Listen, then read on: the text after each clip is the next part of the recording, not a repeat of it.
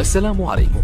لا تنسوا الاعجاب بالفيديو والاشتراك في القناة تشجيعا لنا لنستمر بنشر المزيد إن شاء الله. السلام عليكم ورحمة الله وبركاته. أهلا بكم مع موعد مباراة الزمالك القادمة مع طلائع الجيش في الدوري المصري الممتاز والقنوات الناقلة، وإليكم تفاصيل هذه المباراة ولكن بعد هذا الفاصل.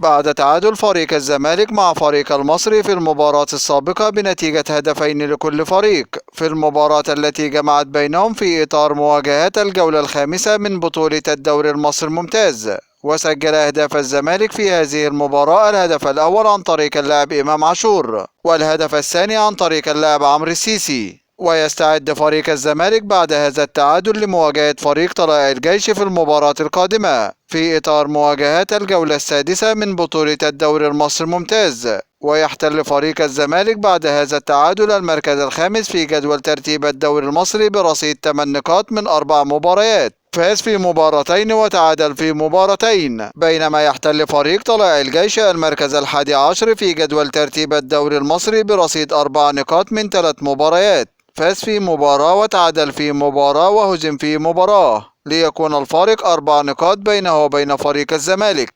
وسوف تنطلق هذه المباراة يوم الأربعاء الموافق 7 ديسمبر 2022 7/12/2022 في تمام الساعة 7 مساء بتوقيت مصر والسودان وليبيا، 8 مساء بتوقيت السعودية وقطر والعراق واليمن وسوريا، 9 مساء بتوقيت الإمارات وعمان، 6 مساء بتوقيت تونس والمغرب والجزائر. وسوف تقام هذه المباراة على ملعب استاد الجيش ببرج العرب، وسوف تنقل المباراة عبر قناة اون تايم سبورت.